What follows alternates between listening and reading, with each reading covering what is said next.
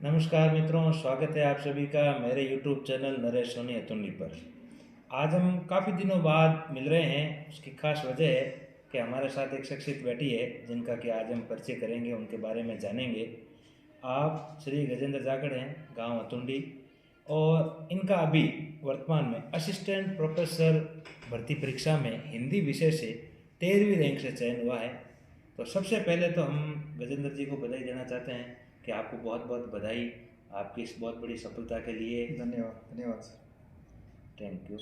और आज हम गजेंद्र जी से काफ़ी सारी बातचीत करेंगे, उनकी जर्नी जानेंगे, उन्होंने कैसे तैयारी की उनके बारे में जानेंगे, इनके विचार जानेंगे, इनका इंटरव्यू कैसा रहा इनके बारे में जानेंगे, और इनके रिटर्न में कितने नंबर आए थे, और इंटरव्यू इनका किन के बोर्ड से हुआ था, और इनको कितने नंबर की उम्मीद है, और इन्होंने तैयारी के दौरान क्या क्या अनुभव किया, और इनके विचार ये जानेंगे हम लोग कि आने वाले युवाओं को ये क्या संदेश देना चाहते हैं कि वो किस प्रकार से तैयारी करें ताकि उनका भी मनोबल बढ़ा रहे। तो सबसे पहले तो गजेंद्र जी, आपका स्वागत है मेरे YouTube चैनल पर। धन्यवाद सर, धन्यवाद सर। और दूसरी बात मैं ये बता देना चाहता हूँ कि श्री गजेंद्र जी हमारे गांव अतुंडी के पहले व्यक्ति हैं जो कि डायरेक्ट प्रोफेसर पद पर लगे हुए हैं, तो ये भी इनके लिए गौरव का विषय है। तो सबसे पहले गजेंद्र जी, हमारे दर्शक जानना चाहेंगे, आप अपने बारे में बताइए, आपकी पृष्ठभूमि के बारे में बताइए, आपकी जो जीवन की यात्रा रही है उसके बारे में बताइए। जी सर। जी सर, मैं किसान परिवार से आता हूँ। मेरे पिताजी किसान हैं और ये यात्रा जो है असिस्टेंट प्रोफेसर तक की जो यात्रा है बहुत लंबी यात्रा है। जैसे 2018 में मैंने वरिष्ठ अध्यापक आरबीएससी का और केवीएस का, एनवीएस का, डीएसएसबी का सारे एग्ज़ाम दिए थे और उनके रिजल्ट 2019 के शुरुआत में आए थे। तो उस समय मैं डीएसएसबी, केवीएस, एनवीएस इन तीनों में टीजीटी के पद पर सिलेक्ट हुआ था। फिर 2019 अगस्त में मुझे केवीएस ने सबसे पहले ज्वाइनिंग दी और मैंने केंद्रीय विद्यालय भुज में वहाँ टीजीटी के पद पर ज्वाइन किया। उसके बाद वहाँ मैं 1 साल तक रहा। उससे पहले मैंने वरिष्ठ अध्यापक 18 का जो एग्ज़ाम है वो दे रखा था। तो 20 के सितंबर महीने में मुझे ज्वाइनिंग मिली और मैंने बाड़मेर में वहाँ ज्वाइन किया। उसके बाद मेरा गांव ट्रांसफ़र हो गया। इससे पहले मैंने 2021 में जो असिस्टेंट प्रोफेसर की भर्ती थी उसमें भी मेरा रिटर्न क्लियर हुआ था, लेकिन रिटर्न में मार्क्स कम थे तो उसकी वजह से मेरा अंतिम चयन नहीं हुआ। और ये 23 में जो है मैंने एग्ज़ाम दिया, जो है अपने जनवरी और मार्च 24 में एग्ज़ाम हुए थे और इसमें मेरे लगभग 156 अंक थे। लिखित परीक्षा में 156-57 अंक थे और इस भर्ती परीक्षा में मेरा 13वीं रैंक के साथ चयन हुआ।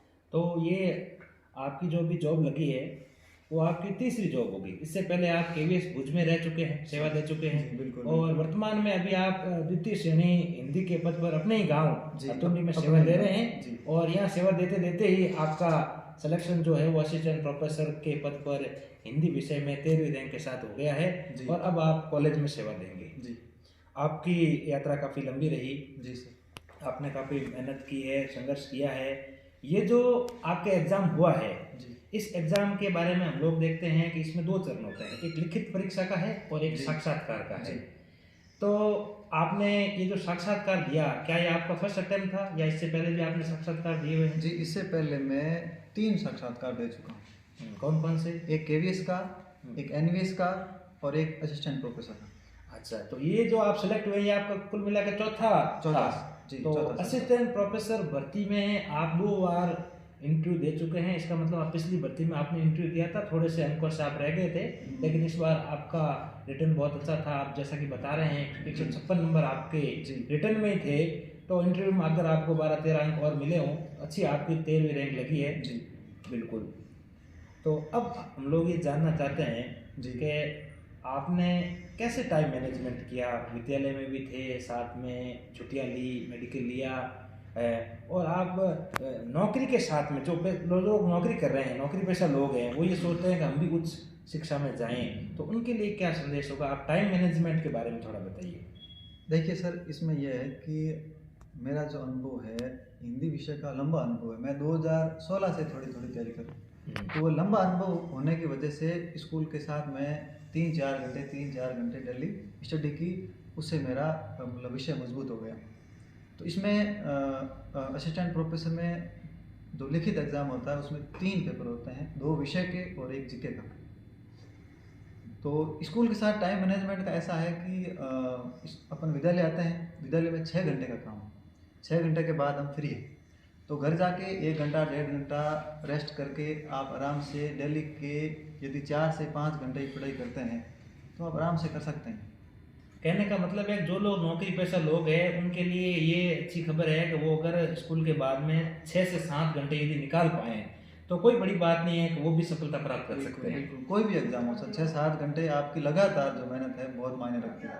मेन चीज़ जो ये आप बता रहे हैं कि आपकी निरंतरता रही, इसमें लगातार आपने मेहनत की है, इसको आपने कभी छोड़ा नहीं है। और पिछले भर्ती में जब आप असफल भी हो गए थे फिर भी आपने असफलता से निराश नहीं होकर अवसाद में नहीं जाके लगातार मेहनत करी है और अब आप इस मुकाम पर पहुंच गए हैं। मैं पूछना चाहूँगा कि क्या आपने नेट के एग्ज़ाम भी दिए हैं, जेआरएफ वगैरह आपके? बिल्कुल सर, मैं 2018 में मेरी जेआरएफ हुई थी, दूसरे या तीसरे अटैम्प्ट में, मुझे कंफर्म नहीं, या दूसरा था या तीसरा अटैम्प्ट था। पहली बार में नेट हुआ, फिर दूसरे या तीसरे अटैम्प्ट में मेरी जेआरएफ हुई 2018 जुलाई 18। काफ़ी लोग बताते हैं कि सब्जेक्ट पर अगर आपको पकड़ करनी है तो आपको नेट जेआरएफ के और सेट के पेपर देने चाहिए। इसके बारे में आपको क्या विचार है? बिल्कुल सर, मैं तो कहता हूँ जब तक आप कहीं अच्छी जगह नहीं जाते हैं तब तक आप नेट के पेपर देते रहिए, उससे आपका मूल्यांकन होता रहेगा। अच्छा, नेट के पेपर ऑल इंडिया लेवल पर होते हैं? इंडिया लेवल पर होते हैं सर। और साल में 2 बार होते हैं? 2 बार। और अब तो पहले ऑफलाइन होते थे, अब तो ऑनलाइन हो गए हैं। जून और दिसंबर में होते हैं लगभग पेपर। हाँ, तो सभी जो नौकरी पेशा लोग हैं अगर वो भी अपने विषय को मजबूत करना चाहते हैं तो नेट का एग्ज़ाम उनको भी देना चाहिए, क्योंकि नेट का एग्ज़ाम उनके विषय का डीपेस्ट एग्ज़ाम होता है। और यदि वो नेट जेआरएफ हासिल कर लेते हैं तो वो अपने सब्जेक्ट में मजबूत हो जाएंगे। और जो भी कोई तृतीय श्रेणी या द्वितीय श्रेणी शिक्षक है जिनका सपना व्याख्याता बनना है या असिस्टेंट प्रोफेसर बनना है तो वो इस प्रकार से अपने तैयारी को धार दे सकते हैं, मजबूती दे सकते हैं। जी सर, बिल्कुल। तो गजेंद्र जी, मैं आपसे एक सवाल पूछना चाहता हूँ, चाय लेंगे क्या आप? नहीं, जैसे तो आप चाय पीते नहीं हैं। चाय पीता नहीं, लेकिन फिर भी आप हमारे कार्यक्रम में है तो पूछना हमारा दायित्व बनता है। जी सर, जी सर। तो मैं आपसे ये पूछना चाहता हूँ कि आपने सब्जेक्ट के दौरान, आप कह रहे हैं जैसा कि आपकी लंबी तैयारी रही है, जी, तो आपने कहीं पर कोचिंग भी की थी या पूरी तरीके से सेल्फ तैयारी कर रहे थे? सर 2016 के लास्ट में मैंने मात्र 2 से 2.5 महीने वहाँ जोधपुर में स्कूल व्याख्याता की तैयारी की थी। बाकी कोई असिस्टेंट प्रोफेसर के लिए या दूसरी किसी भी भर्ती परीक्षा के लिए मैंने कोई तैयारी नहीं की थी। अच्छा, क्या आप बताना चाहेंगे नाम? जी, NK यादव, नंद किशोर यादव सर है जोधपुर से। उनके यहाँ जिनकी कोचिंग का नाम है पथ सफलता का। बहुत फेमस नाम है पथ सफलता का जोधपुर में, पश्चिम राजस्थान में बहुत एक बड़ा नाम है। और वो सबसे बड़ी बात है कि वो हमें सिखाते हैं कि किताब कैसे पढ़ी जाती है, पुस्तक कैसे पढ़ी जाती है, कभी नोट्स नहीं लिखाते, और मेरा भी नोट्स में विश्वास नहीं। हाँ बिल्कुल, इसके बारे में हम लोग बात करेंगे, क्योंकि आपके जैसा हिंदी सब्जेक्ट है जिसमें आपकी बहुत सारी टेक्स्ट बुकें होती है, बहुत सारा जो हिंदी साहित्य का इतिहास है, काव्य शास्त्र है, कथाएं हैं, उपन्यास है, एक एक उपन्यास भी 400, 500 पेज का होता है। कई सारी बड़ी बड़ी कहानियाँ भी हम लोग जानते हैं, प्रेमचंद जी है, जयशंकर जी प्रसाद है, अजय प्रसाद जी है, जो छायावादी कवि भी हैं जैसे महादेव वर्मा वगैरह, तो उनकी बड़ी बड़ी किताबें होती है, बड़ी बड़ी उनके उपन्यास है और बड़े बड़े उनकी कहानियाँ हैं। तो आपके हिसाब से क्या वर्तमान में जो बच्चे तैयारी कर रहे हैं उनको नोट्स बनाने चाहिए या नहीं बनाने चाहिए? देखिए सर, नोट्स बने बनाए जैसे किताब आती है, उन किताबों का नोट्स बनाना संभव नहीं है। जैसे एक उदाहरण के तौर पर मैं समझाना चाहता हूँ कि गोदान उपन्यास है, उसका अपन नोट्स नहीं बना सकते। वो एग्जाम में किसी भी पंक्ति को उठाकर कहीं से भी पूछ सकता है कि ये किसने कहा, क्यों कहा, किसके संदर्भ में कहा। नोट्स बनाना पॉसिबल ही नहीं है और संभव भी नहीं। कहने का मतलब है कि आपको उसको डीप गहन समझ हासिल करनी पड़ेगी। आप उसको 4-5 बार पढ़िए, पढ़ना ही प्रश्न सही हो जाएंगे। नोट्स नहीं बना सकते, लेकिन कुछ हिंदी साहित्य का जो आपका सिलेबस रहा है, चाहे व्याख्याता का रहा हो, चाहे असिस्टेंट प्रोफेसर का हो, कुछ ऐसा सेगमेंट होगा कि जिनका कि शॉर्ट नोट्स बनाए तो उसको याद किया जा सकता है। बिल्कुल सर, हिंदी साहित्य का इतिहास जो है उनके संदर्भ में हम छोटे छोटे नोट्स बना सकते हैं। 4-5 बार किताबों को पढ़ के फिर उनके छोटे छोटे नोट्स बना सकते हैं। हिंदी साहित्य के इतिहास के अंदर एक आचार्य राम चंद्र जी शुक्ल, प्रसाद जी शुक्ल, जो मैं नाम बोल रहा हूँ, इनकी बुक आती है, वो पढ़ें, या फिर हिंदी साहित्य के इतिहास के लिए आप विद्यार्थियों को कौन सी बुक सजेस्ट करना चाहेंगे? और हम आपसे जानना चाहते हैं आपने अपनी तैयारी के दौरान कौन सी किताब पढ़ी जी जी हिंदी साहित्य के इतिहास के लिए? जी, इसमें असिस्टेंट प्रोफेसर भर्ती परीक्षा में जैसा कि मैंने बताया कि 2 पेपर होते हैं विषय के और 1 पेपर होता है जीके का। प्रथम पेपर और द्वितीय पेपर दोनों हिंदी के होते हैं। दूसरा पेपर जो होता है वो होता है हिंदी कितने साहित्य सवाल इतिहास आते हैं इसमें और क्या अंक है? जी सर, दूसरा पेपर जो होता है हिंदी साहित्य इतिहास का होता है। इसमें 150-50 अंक के दोनों पेपर होते हैं। और जो तीसरा पेपर होता है जीके का, जो जिसमें 100 प्रश्न होते हैं, 150-50, 300 प्रश्न विषय के और 100 प्रश्न। कुल 400 प्रश्नों की परीक्षा होती है, 200 नंबर की। 200 अंकों के। और इंटरव्यू के कितने मार्क्स है? 24 अंक। 24 अंकों का इंटरव्यू है। कुल मिला के 224 में से फाइनल मेरिट रहती है। जी, 224 में से। तो इसमें जो दूसरा पेपर जो है हिंदी साहित्य का इतिहास नाम से, इसमें इतिहास के प्रश्न आते हैं।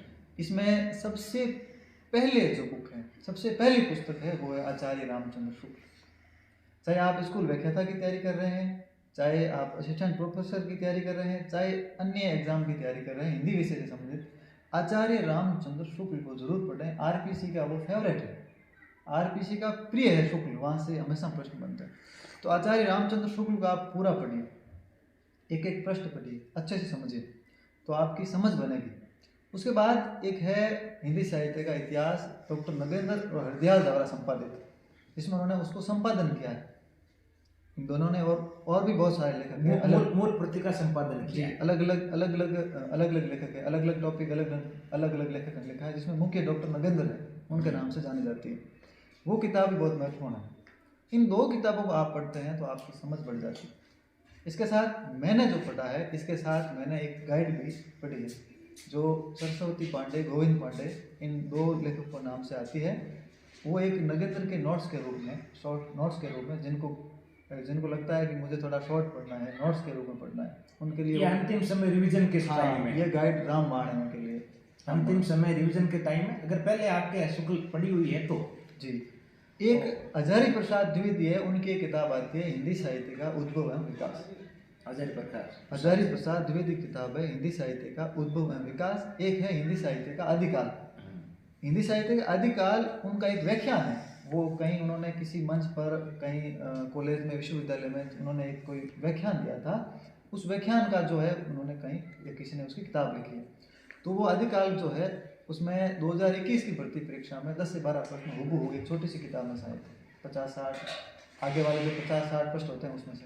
तो ये 2 किताबें भी आपको 1-2 बार पढ़नी चाहिए, मेरा ये मानना है। चलिए, पर्याप्त है, फिर आपको कुछ पढ़ने की आवश्यकता नहीं। चलिए, धन्यवाद। और भाषा और व्याकरण के लिए आप संक्षिप्त में बता दीजिए कि किन पुस्तकों का अध्ययन हिंदी साहित्य में प्रतियोगी परीक्षाओं की तैयारी करने वालों को पढ़ना चाहिए?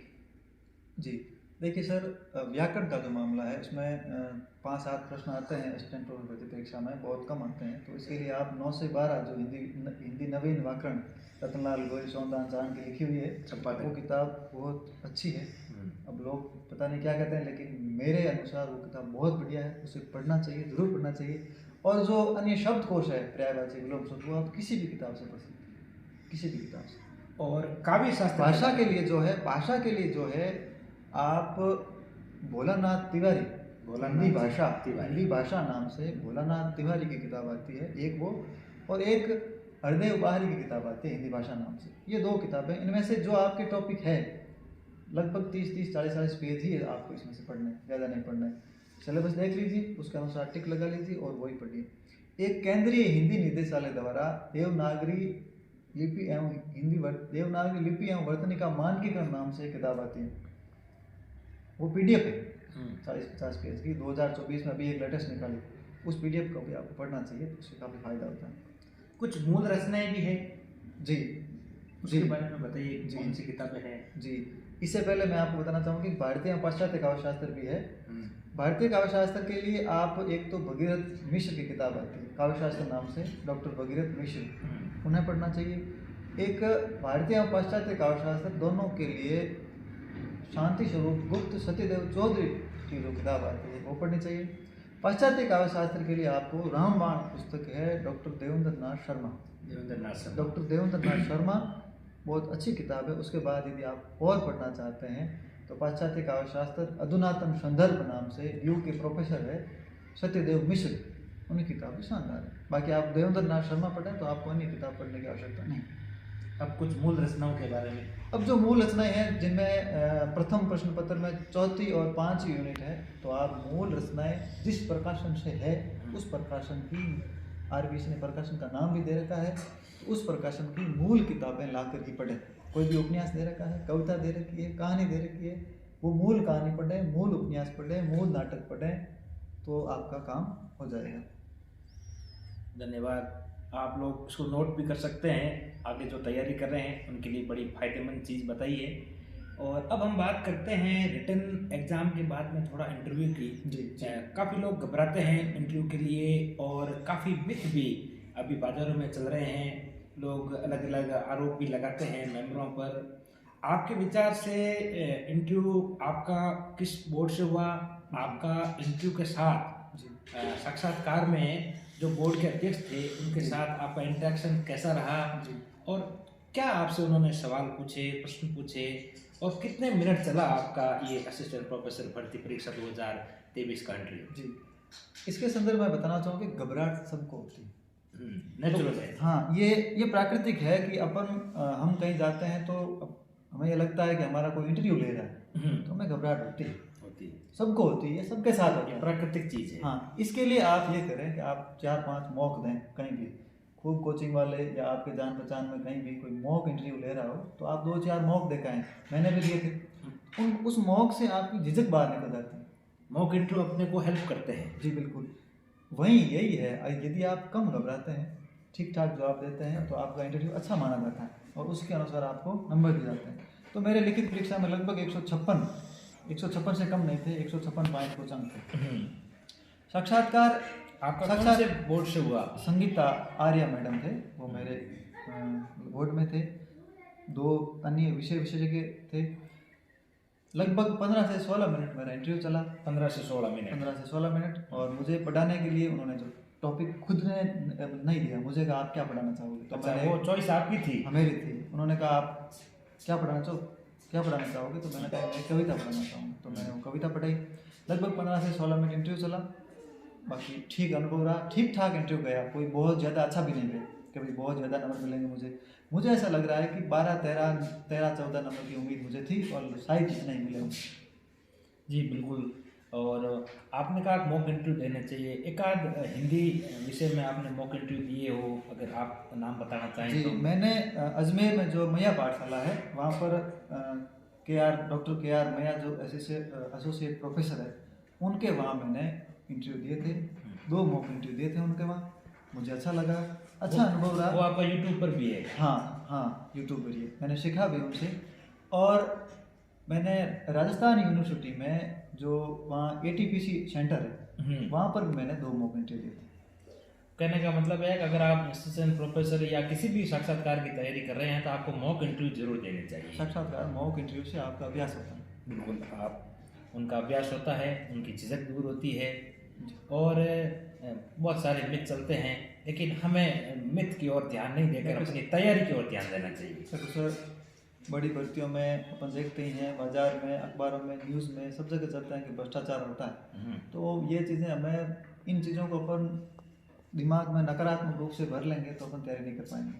तो अपने को ऐसे सोचना है कि अपने को कम पोस्ट ही है, 200 की जगह मान लो 100 पोस्ट ही अपने को, उसके अनुसार आप तैयारी करें। हाँ, उसकी बाकी हमारे पास उसका कोई इलाज नहीं है, भ्रष्टाचार का हमारे पास कोई इलाज नहीं।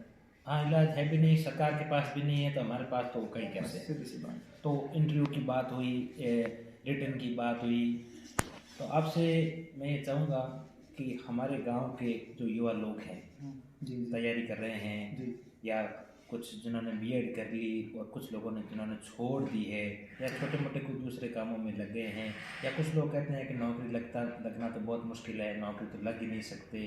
तो युवाओं के लिए, खासकर हमारे गांव के युवाओं के लिए आप लोग क्या संदेश देना चाहोगे जिनसे कि वो प्रोत्साहित हो और तैयारी में लग जाए और कुछ ना कुछ बने? देखिए सर, आप सब मुझे जानते हैं, मैं कैसे परिवार से आता हूँ और कहाँ से मैं उठा हूँ, कैसी मेरी ज़मीन थी।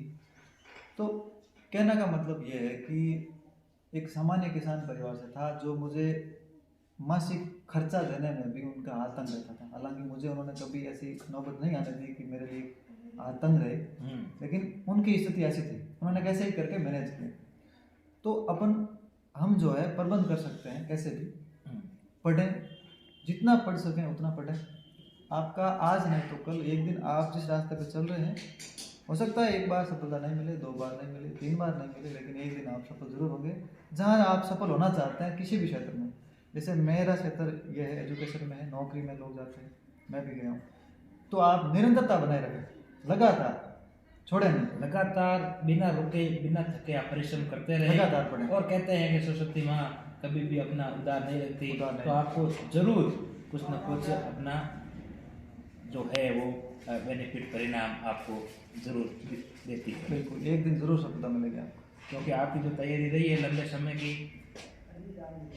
मैं युवाओं को ये कहना चाहता हूँ कि आप नशे पत्ते से दूर रहें, नशा नहीं करें, दिमाग में ये नहीं रखें कि हम ही हैं सब कुछ। इस धरती पर बहुत बड़े बड़े लोग आए हैं, बड़े बड़े लोग आए हैं और गए, तो दुनिया बड़ी है। विनम्र रहें, सबके सामने विनम्र रहें, अपना व्यवहार विनम्र रखें और अपने काम से काम रखें, लगातार पढ़ते रहें। हाँ, दुनियादारी को छोड़ें। और पढ़ने वाले जो विद्यार्थी वास्तव में तैयारी कर रहे हैं, उनके लिए कहना चाहता हूँ कि आप साल 2 साल के लिए भूल जाएं, कहीं रिश्तेदारों में कोई शादी है, प्रोग्राम है, उनको भूल जाएं, अपने लगातार मेहनत करते रहें, पढ़ते रहें। लगातार आप मेहनत करते रहें, पढ़ते रहें, और विनम्रता बहुत जरूरी है। इसलिए हमारे संस्कृत में पुराना दोहा भी है, विद्या ददाति विनयम, विनयम ददाति पात्रम। जी बिल्कुल बिल्कुल। विद्या ही व्यक्ति को विनय बनाती है, और विनयशील व्यक्ति उसको आदमी को पात्र बना देती है, और पात्र व्यक्ति को वो चीज़ें भगवान को देनी पड़ती है। विनम्रता बहुत जरूरी है सर, बिल्कुल। तो थैंक यू गजेंद्र जी, आपने हमें इतना समय दिया। आगे और हम आपसे चर्चा करेंगे। एक इंटरव्यू में तो हमारी बातें पूरी नहीं हो सकती जी, लेकिन जितनी हो सकती थी हम अपने दर्शकों के लिए आपसे बातचीत की। और हम दर्शकों से कहना चाहेंगे, यदि आप भी कोई प्रश्न पूछना चाहते हैं तो कमेंट बॉक्स में आप लिख सकते हैं। नेक्स्ट इंटरव्यू हम जल्दी इनका और लेंगे, जिसमें कि आपके प्रश्नों को भी हम लोग शामिल करेंगे। बहुत बहुत धन्यवाद, आप सभी का बहुत बहुत धन्यवाद। धन्यवाद।